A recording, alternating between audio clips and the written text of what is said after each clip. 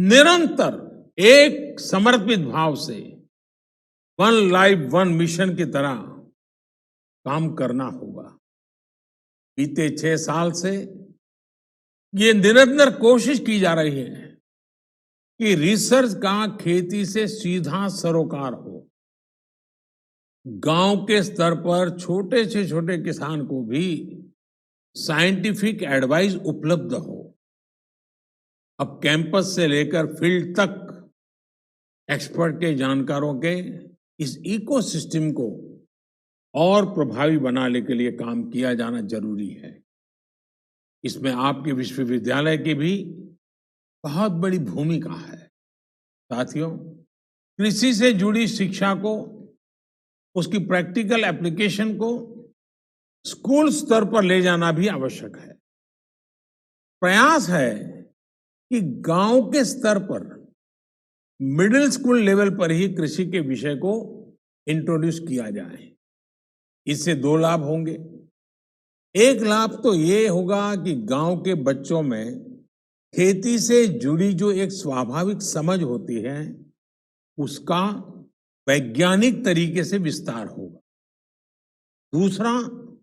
दूसरा लाभ ये होगा कि वो खेती और इससे जुड़ी तकनीक, व्यापार, कारोबार, इसके बारे में अपने परिवार को ज्यादा जानकारी दे पाएंगे। इससे देश में एग्रो एंटरप्राइज को भी और बढ़ावा मिलेगा। नई राष्ट्रीय शिक्षा नीति में, नेशनल एजुकेशन पॉलिसी में, इसके लिए भी अनेक जरूरी रिफॉर्म्स किए गए हैं।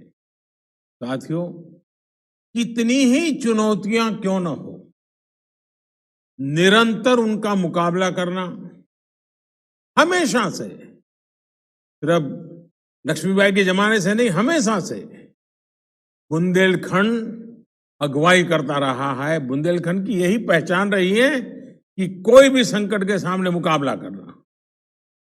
कोरोना के खिलाफ बुंदेलखंड के लोग भी डटे हुए हैं।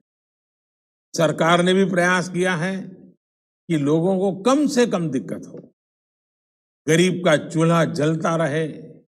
इसके लिए उत्तर प्रदेश के करोड़ों गरीब और ग्रामीण परिवारों को, जैसे देश के अन्य भागों में मुफ्त राशन दिया जा रहा है, आपके यहां भी दिया जा रहा है। बुंदेलखंड की करीब करीब 10 लाख गरीब बहनों को इस दौरान मुफ्त गैस सिलेंडर दिए गए हैं। लाखों बहनों के जनधन खाते में हजारों करोड़ रुपए जमा किए गए हैं।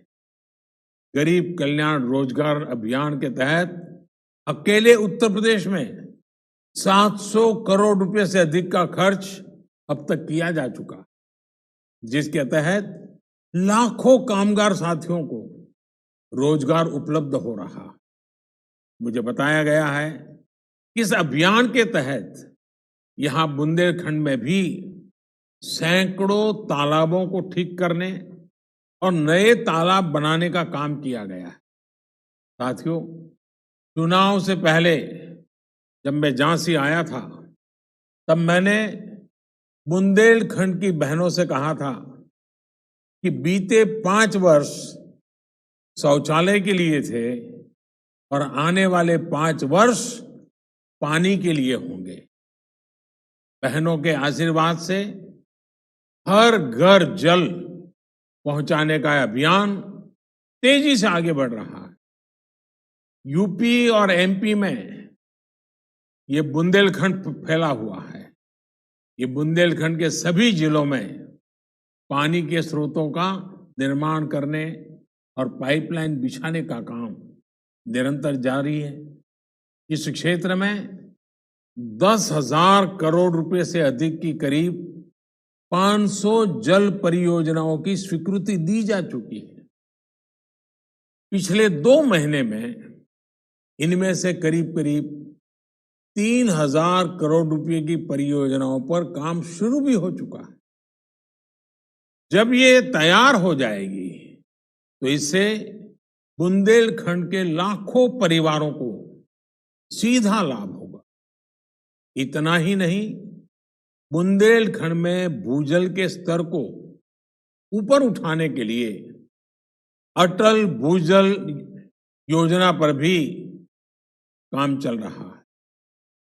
झांसी, महोबा, बांदा, हमीरपुर, चित्रकूट और ललितपुर, इसके साथ साथ पश्चिम यूपी के सैकड़ों गांवों में जल स्तर को सुधारने के लिए 700 करोड़ रुपए से अधिक की योजना पर काम जारी है।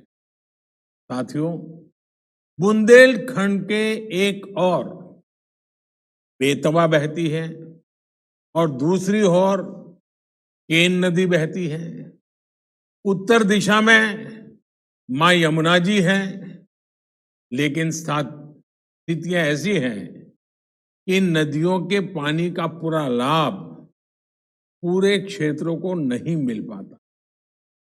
इस स्थिति को बदलने के लिए भी केंद्र सरकार निरंतर प्रयास कर रही है। केन बेतवा नदी लिंक परियोजना में इस क्षेत्र के भाग्य को बदलने की बहुत ताकत है। इस दिशा में हम दोनों राज्य